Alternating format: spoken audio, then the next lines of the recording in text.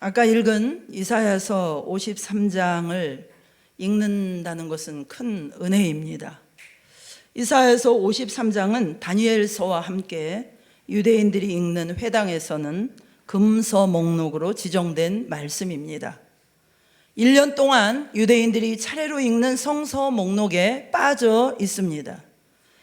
이사야서 53장은 읽으면 안 되는 책입니다.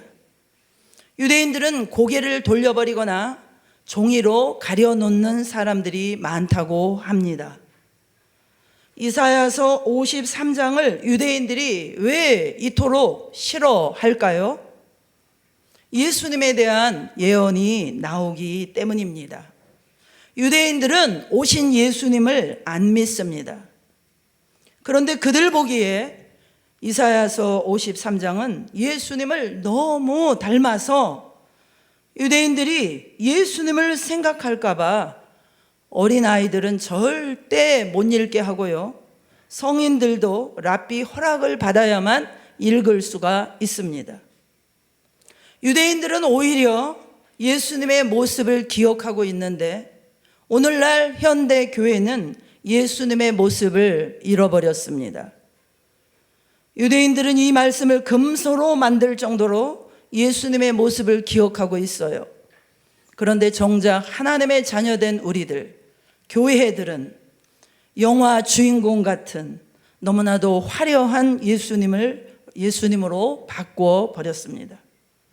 이번 성탄절을 통하여 그 예수가 지켜지기를 축복합니다. 오늘 본문 1절에 우리가 전한 것을 누가 믿었느냐? 우리가 전하는 이것을 누가 믿겠느냐라는 것입니다. 이사야 시대도 그랬고요, 오늘날까지도 믿지 않습니다. 왜 그렇습니까? 예수님은 출생부터 죽음까지 사람들에게 버림당하고 무시당하는 예수님이었습니다. 에이, 그런 분이 구세주일 리가 없어. 안 믿습니다. 유대인들이 안 믿는 이유가 2절 말씀에 나와 있어요. 연한 순 같고 마른 땅에서 나온 뿌리 같았기 때문입니다. 연한 순이 무엇입니까? 아주 보잘것없고 아무런 힘이 없는 그런 순을 말합니다. 유대인들은 기대하기를 메시아는 로마를 꺾는 아주 힘있는 히어로, 아주 힘있는 영웅을 기대했어요. 마치 우람한 백항목, 상수리 나무처럼 정말 아주 강한 그런 분으로 오는 것을 기대했습니다. 그런데 예수님은 연한 순같이 오셨어요. 한 아기의 모습으로 오셨습니다. 예수님은 유명한 집안 출신도 아니에요. 권세 있는 귀족 집안도 아니에요. 아무 힘이 없는 가난한 목수 집안의 아들로 연한 순처럼 오셨습니다. 예수님이 이 땅에 오셨을 때 빈 방조차 없었죠. 이미 방에 있는 사람들은 양보할 생각이 아무도 없었어요. 출생부터 예수님은 사람들에게 외면당하는 예수님이셨습니다. 지금도 그 예수님은 우리의 필요 때문에 우리가 매일 외면하고 무시하고 있는 그 예수님일 수가 있습니다. 사실 그 예수님은 회개하고 지금까지 나가 주체가 돼서 살아온 그 겉사람이 예수님의 십자가에 연합하여 죽지 않고는 그 예수님은 알 수도 없고 만날 수도 없는 분입니다.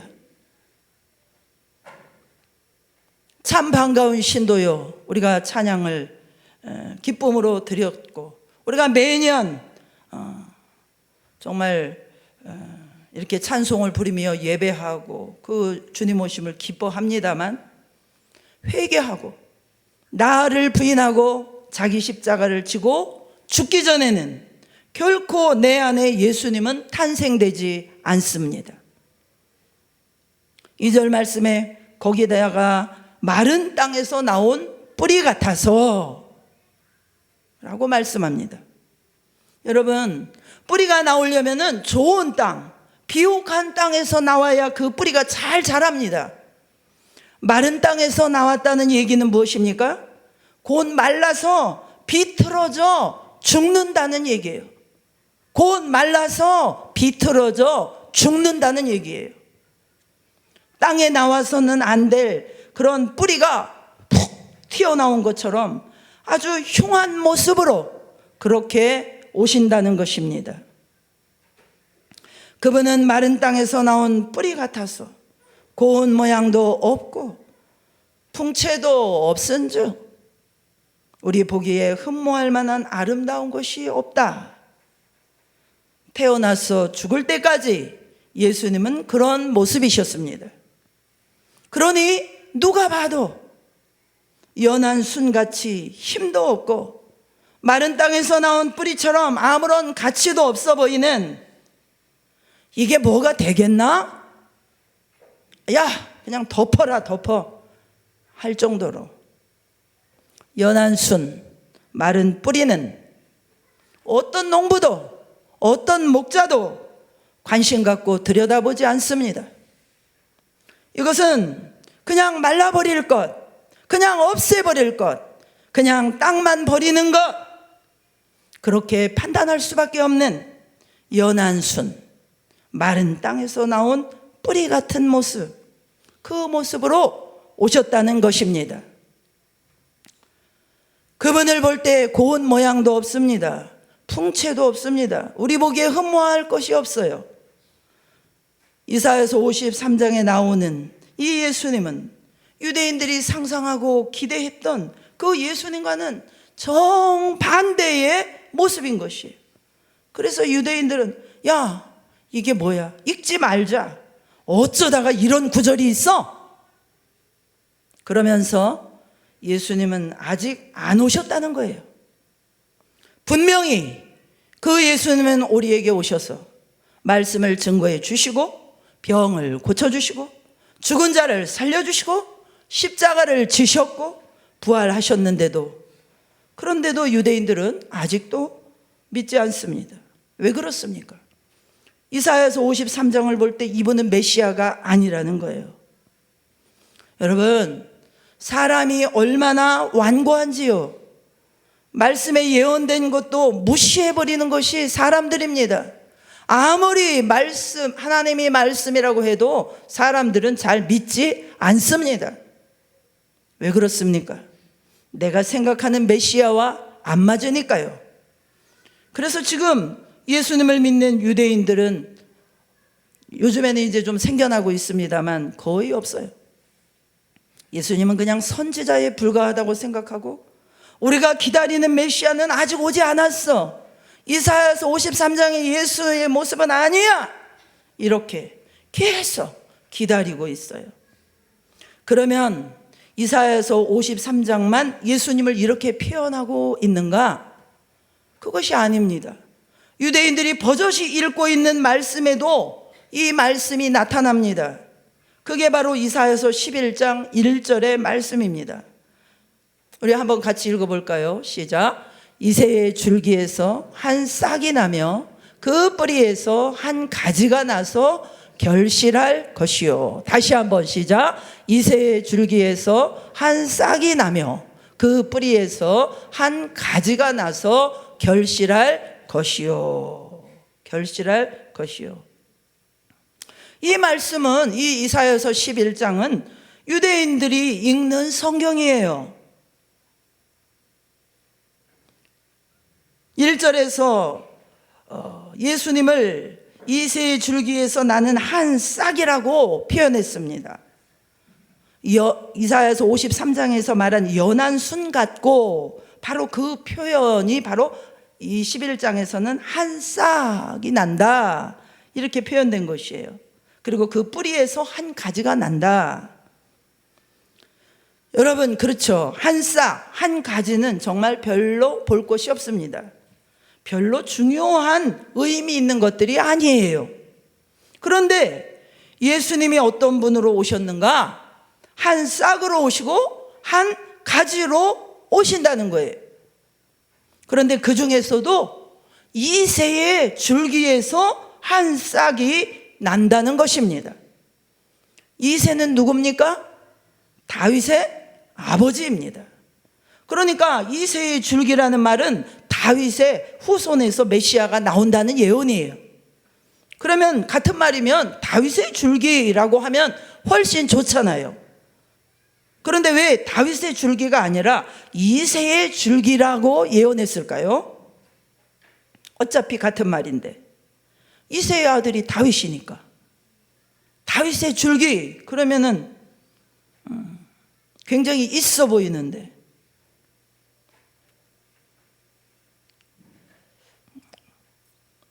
예수님이 왕조에서 예수님이 태어나신다 그러면은 우리가 예수님에 대해서 너무 기대를 하게 됩니다. 예수님에 대해서 굉장히 위대한 모습을 그리게 돼요. 그러나 예수님은 다윗의 후손, 다윗의 왕조로 오지 않고 이새의 줄기로 오셨다라는 거예요. 다윗의 아버지 이새는 누구입니까? 이새는 왕이 아닙니다. 이새는 이름 없는 시골 베들레헴의 목자에 불과합니다. 그러니까 이새의 줄기에서 한 싹이 난다라는 것은 이름 없는 베들레헴의 목자 집안에 한 어린 아기로 예수님이 오신다는 예언인 것이에요. 거창한 왕족이나 있어 보이는 집안이 아니라 대단한 집 후손이 아니라 아무것도 아닌 집에 한 아기로 예수님이 오실 것이다. 그 한 싹으로 온다라는 것입니다. 여기서 한 싹은 히브리 말로 호테르라는 단어입니다. 한번 해보실까요? 졸리신 분들이 있어. 어저께 너무 즐거워갖고. 호테르. 아직도 잠이 안 깨신 분들 한 3-4분 계시네요. 다시 한번 해봅시다. 호테르. 이게 뭐라고요? 싹. 한 싹. 뿌리에서 툭 튀어나오는 복이 흉한 한 싹.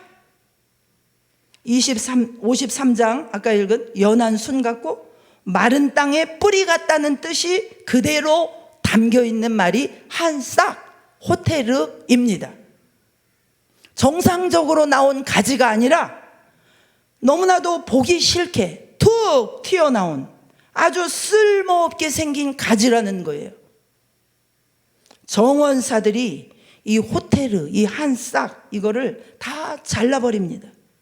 호테르를 남겨두면 정상적인 나무가 아니에요. 이 싹은 다 잘라버리는 쓸데없어 보이는 것, 그것이 한 싹이에요. 그러니까 예수님이 그렇게 쓸모없어 보이는 모습으로 오셨다는 거예요. 쓸모없어 보이는 모습으로 오셨다는 거예요. 유대인들이 보기에는 정말 거창해 보이지도 않고 힘도 없고 로마를 이길 만큼 대단해 보이지도 않는 그냥 이름 없는 한 목자 집안의 목수로 아무 의미 없는 사람으로 예수님이 그렇게 오셨다는 것입니다. 게다가 그 뿌리에서 한 가지가 나서 결실할 것이요 그랬습니다. 이 한 가지라는 말은요, 다시 여러분 한번 해보십시다. 넷제르, 뭐 째르 이런 게 많죠. 넷제르. 아직도 잠이 안 깨신 분 계세요. 넷제르. 이 한 가지라는 말은 넷제르 이런 말이에요. 이 넷제르 한 가지라는 말도 역시 아주 힘없고 약하고 보잘것없는 한 가지라는 뜻입니다.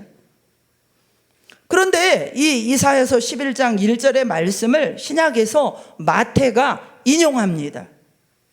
어떻게 인용하는지 한번 보겠습니다. 마태복음 2장 23절 우리 다 같이 한번 읽어보시겠습니다. 시작.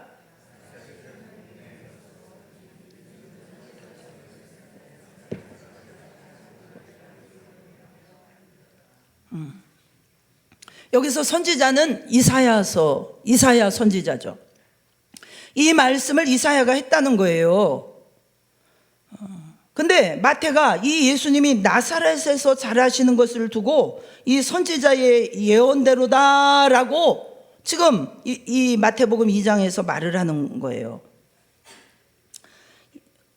그런데 이사야서 11장 1절에는 이새의 줄기에서 한 싹이 나며 그 뿌리에서 한 가지가 나서 결실할 것이요, 이 나사렛 사람이라라는 말이 없잖아요.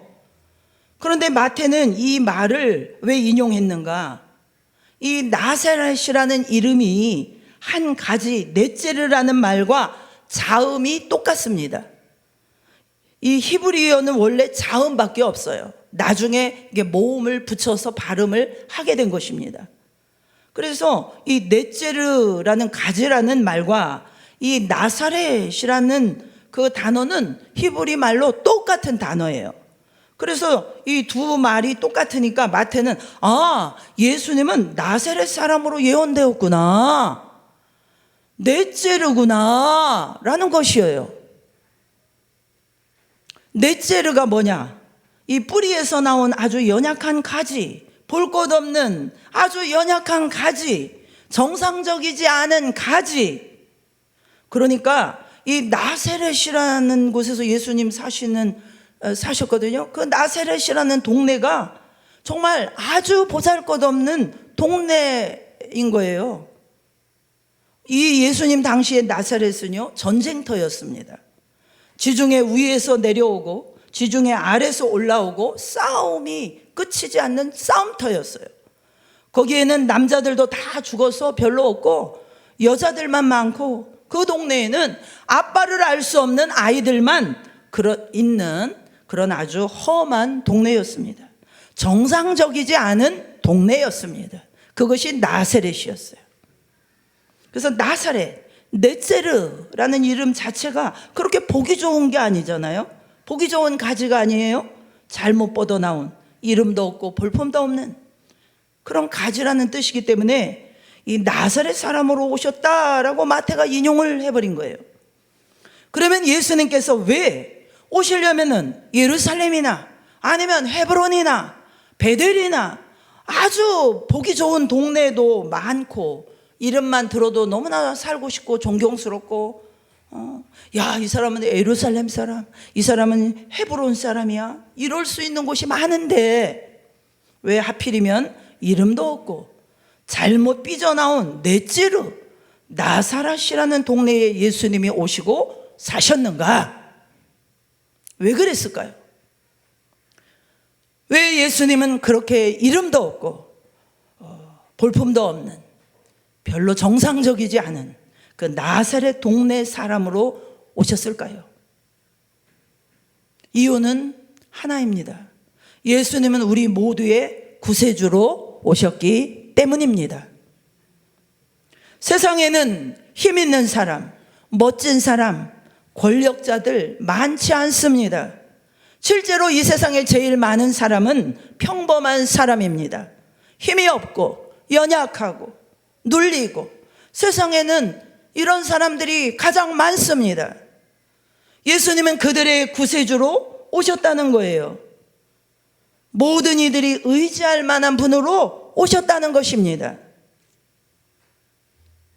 많은 분들이 이사야서 예언을 따라서 예수님의 모습은 이렇게 외모가 아주 형편없었을 것이다, 보기에 전혀 그분을 의지할 마음이 들지 않았을 것이다 라고 말들을 합니다.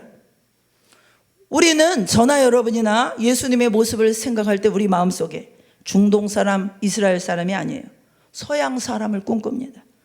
멋있는 미국 사람, 영국 사람, 우리 머릿속에 그런 예수님이 있어요. 왜? 그런 영화만 봤으니까. 예수님의 역은 아주 멋있는 배우들이 주연을 늘 하잖아요. 그러나 실제로 예수님은 그렇지 않았을 것입니다. 보잘것도 없고 풍채도 없고 누구도 따라갈 만한 외모도 아니었을 것이고, 외모 컴플렉스에 있는 분들은 해방받으시기를 축복합니다. 할렐루야. 그분은 대단한 집안 사람도 아니고 사람들이 볼 때 기죽을 만한 어떤 모습도 예수님에게는 없었을 것입니다. 그냥 누구라도 다가가서 편하게 안길 만한 부담 없는 사람, 심령이 가난한 사람들, 애통하는 사람들, 의에 줄이고 목마른 사람들이 주변에 모여들 수 있는 아주 가난하고 힘없는 자들의 이웃이 되었을 것입니다. 이렇게 성경을 연구하는 학자들은 예수님에 대해서 상상을 한다고 합니다. 본문 말씀 3절, 그는 멸시를 받아 사람들에게 버림받았으며 간고를 많이 겪었으며 질고를 아는 자라고 말씀합니다. 예수님은 항상 기쁨이 충만하고 어려움이 와도 평강 가운데 웃고 있는 아주 나이스한 연예인 같은 화가들이 그린 그런 모습이 아닙니다. 이사야에서 우리가 읽은 이 53장 1절로 3절이 계시된 예수님의 모습이에요. 화가가 그린 예수님은 변화산의 예수님, 그 변화산의 예수님처럼 하늘에 있던 원래 모습이지 이 땅에서 사람의 아들로 오신 예수님의 모습은 이사야서 53장 1절로 3절의 모습입니다. 그분은 멸시를 받아서 사람들에게 실어버림받은 모습입니다. 우리가 보면은 친구하고 싶지 않은 사람, 같이 차를 마시고 싶지도 않은 사람, 같이 밥은 절대로 못 먹을 사람, 그 모습이라는 것입니다. 유대인들이 생각하는 이사야서 53장 1절로 3절 예수님의 모습은 이런 모습이었어요.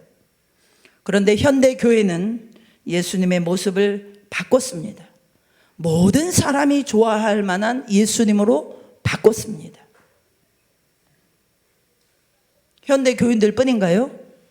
12 제자들도요, 예수님이 예루살렘에 가면은 대제사장들과 서기관들에게 붙들려서 채찍질 당하고 십자가에 못 박혀 죽을 것이다 라고 여러 차례 말씀하셨지만 예수님 하신 말씀 하나도 귀에 안 들어와요. 기적을 일으킨 예수, 무리를 걷는 예수, 풍랑을 잠잠케 하는 예수, 죽은 자를 살리는 예수님, 예수님이 행하신 말씀과 기적에 그냥 이 제자들은 취해 있는 것입니다. 예수님이 죽으러 왔다, 이 말씀은 하나도 귀에 안 들어와요. 이렇게 난이도 있는 죽으러 왔다 이 말씀뿐 아니라 난이도가 없는 말씀을 해도요 귀에 안 들어오는 우리들 아닙니까? 예수님이 직접 말씀하셨어요. 지금 대제사장들과 서기관들이 나를 죽이려고 나한테 온다. 그래도 안 들어와요. 그럴 리가?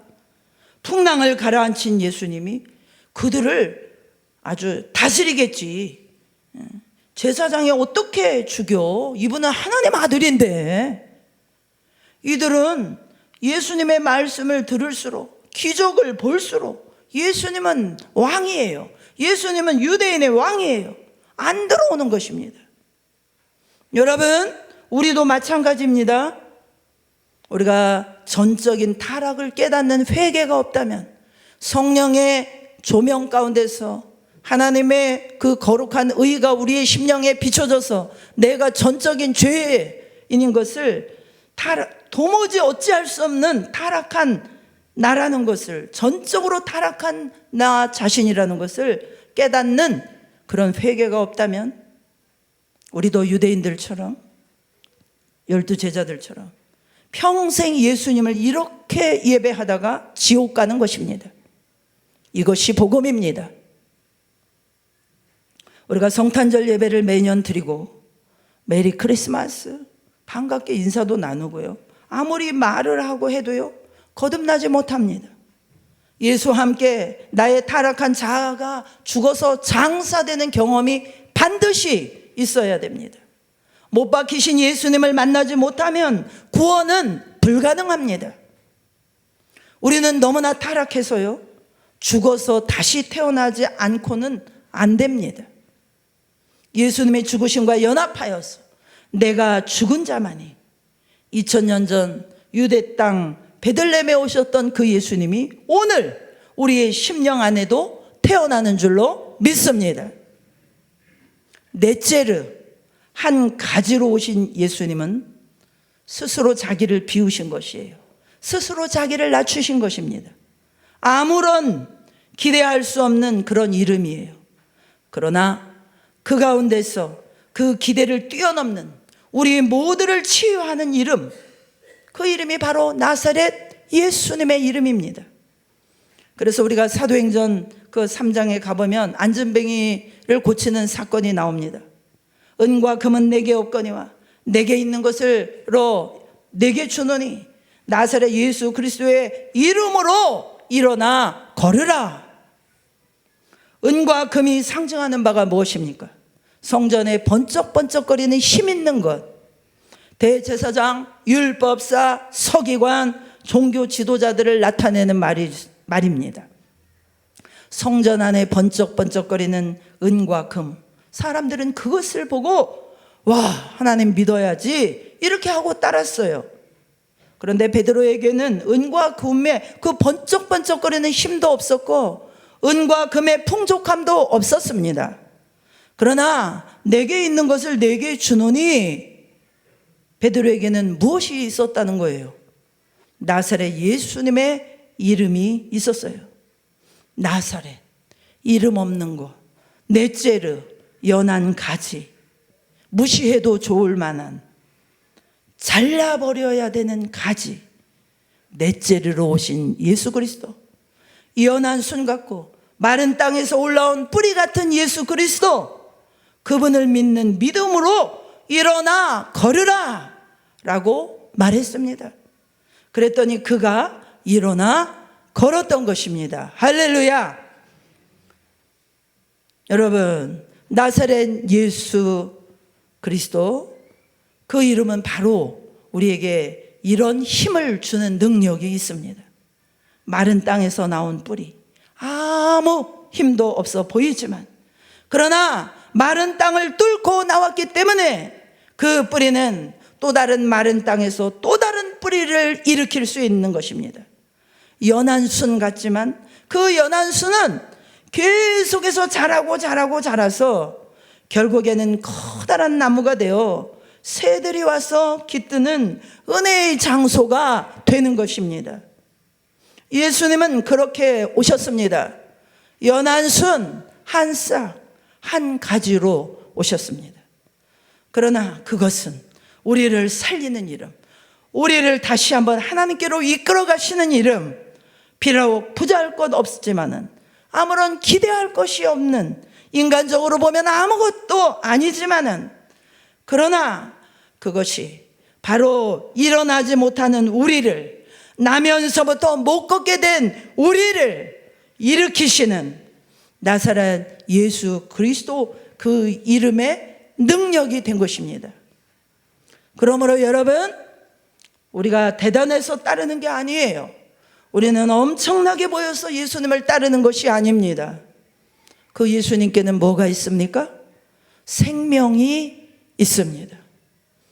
연한 순처럼 뚫고 나오는 생명, 마른 땅을 뚫고 나오는 뿌리, 거기에 있는 그 생명, 그 넷째르의 생명을 오늘 우리가 힘입기를 원합니다.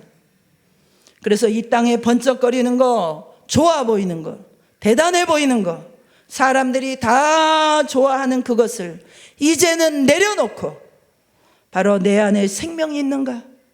예수님이 우리 안에 주기 원하시는 내 모든 연약함과 허물을 이기고 회개하고 하나님께 나오는 거룩한 믿음의 생명력이 있는가?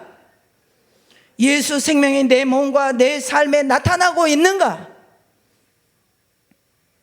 이것을 돌아보는 성탄절이 되기를 축복합니다.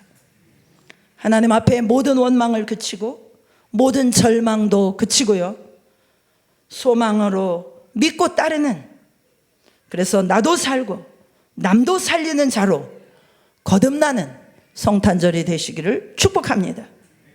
우리에게 한 싹, 한 가지로 오신 예수님, 그러나 생명으로 오신 예수님, 능력으로 오신 예수님, 그 보잘것없고 이름 없는 곳 나사렛에 오신 예수님이 은과 금도 하지 못하는, 그러나 진정한 하나님의 생명으로 걷지 못한 자를 걷게 하고 살지 못한 자를 살게 하고 눌린 자를 자유케 하고 죄와 허물로 죽게 된 자를 다시 하나님의 자녀로 회복시키시는 놀라운 능력을 베풀어 주시는 주님이신 것을 믿고 선포합니다. 이 생명 없는 메마른 땅에 연한 순 같고 보잘것없어 보이나 모든 것을 가지신 예수님의 생명이 오늘 우리를 다시 한번 살려주시기를 소원합니다. 죄의 권세를 이기신 주님의 생명의 능력으로 우리가 다시 한번 일어나기를 축복합니다. 그래서 우리 가정을 살리고 우리의 일터를 살리고 이 나라 이 민족을 살리는 통로가 되기를 축복합니다. 우리가 원하는 거, 우리가 바라는 거, 우리가 얻고자 하는 거, 우리가 채우고자 하는 거, 그것이 초점이 아니라 날마다 예수님과 함께 나 죽고 나는 이것이 죽고 부활하신 주님의 생명이 나타나는, 그래서 오늘만 예수님이 탄생한 기쁨을 누리는 것이 아니라 날마다 예수님의 생명이 우리 몸에 나타나고 우리 삶에 풍성하게 나타나는, 그래서 날마다 하나님의 나라를 누리고 기뻐하는 뿐만 아니라 우리가 생명의 통로가 되어서 예수님을 증거할 때마다 생명이 살려지는 그런 선한 도구로 쓰임받는 저와 여러분이 되시기를 주님의 이름으로 축복합니다. 기도하시겠습니다. 아버지, 그렇습니다. 연한 순, 마른 뿌리, 아무도 관심 갖지 않고 말라 비틀어져 죽어버릴 수밖에 없는, 그 누구도 관심 갖지 않는 그런 모습으로 주님이 오셨습니다. 우리가 주님을 따른다고 하면서도 세상에 너무나 화려한 것을 우리 마음에 두고 그것을 쫓아가고 그것을 좋아하고 정말 주님을 멀리하고 외면할 때가 너무나 많이 있었던 것들을 회개합니다. 이 성탄절에 다시 한번 나는 죽고 부활하신 예수님의 생명이 2000년 전에 오셨던 그 예수 그리스도가 우리의 심령 안에 다시 새롭게 그 생명으로 충만케 되어지고 일어나는 그런 성탄이 될 수 있도록 축복하여 주시옵소서. 예수님의 이름으로 기도합니다. 아멘.